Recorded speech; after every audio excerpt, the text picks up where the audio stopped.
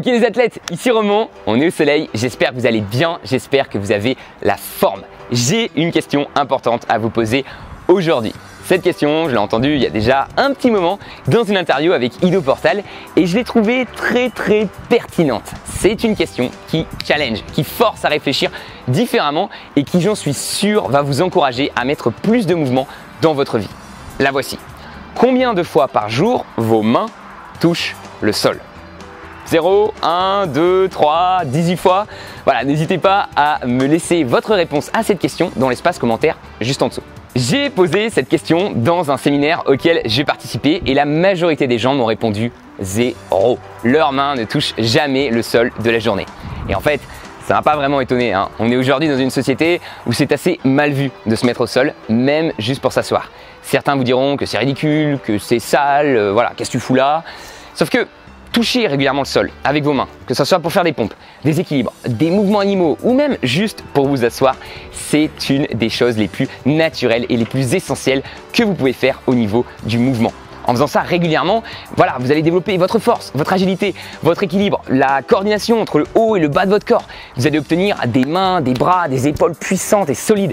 Vous allez gagner en souplesse. Il y a vraiment plein d'avantages. En fait, le nombre de fois où vous touchez le sol par jour, c'est un très bon indicateur de votre condition physique actuelle. Si vous êtes à 0, que vous passez toute votre journée assis sur une chaise, dans des habits qui vous serrent, que vous ne faites aucun mouvement, que la dernière fois que vous avez touché le sol, c'est que vous étiez complètement sous, j'ai une mauvaise nouvelle pour vous, hein. Ça risque de s'empirer avec les années. Même si votre corps il peut s'adapter à beaucoup de choses, il va finir par se bloquer. De plus en plus d'études vraiment le confirment, rester assis trop longtemps, c'est très mauvais pour votre santé. Avec l'âge, vous allez perdre en mobilité, en souplesse, en force. Le moindre déplacement va devenir une galère et vous pouvez même finir à même plus être capable de faire des mouvements très simples et basiques, comme par exemple se relever du sol. Donc vraiment, votre corps c'est comme une bonne machine, hein. Si vous ne mettez pas d'huile dedans, que vous ne lui faites pas toucher un peu le sol, il va finir par rouiller. Évidemment, le message de cette vidéo c'est bouger, profiter des pauses au boulot ou dans les études et aller toucher ce sol, hein, même s'il est sale.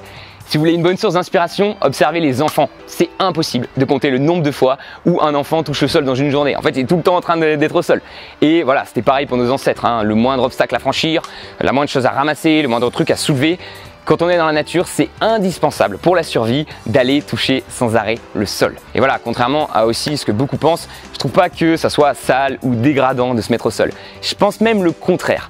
Par exemple, si vous observez dans la capoeira, notamment le style Angola, on prend son temps, on joue avec le sol, avec son partenaire et je trouve qu'il y a vraiment quelque chose de très beau, de très humble qui se dégage de tout ça. Si vous n'êtes pas trop capoeira, vous pouvez aussi faire du yoga, de la gym, du parcours. Il existe vraiment beaucoup de disciplines super sympas qui incitent à toucher plus le sol.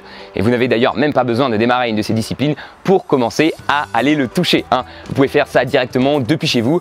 Voilà, il vous faut juste un petit peu d'espace, donc n'hésitez pas à pousser un petit peu les meubles chez vous et de vous créer ce que j'appelle une zone mouvement. C'est un endroit avec de l'espace où vous allez venir régulièrement pour avoir votre dose de mouvement.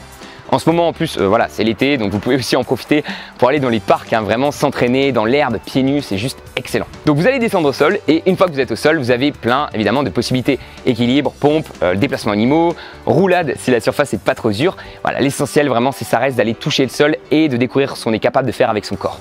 Ok, pour conclure cette vidéo, je vous propose un petit exercice pratique à faire maintenant, voilà, pour concrètement mettre en pratique ce qu'on vient de voir dans cette vidéo. Vous vous mettez dans votre zone mouvement et vous trouvez 3 façons originales de descendre au sol.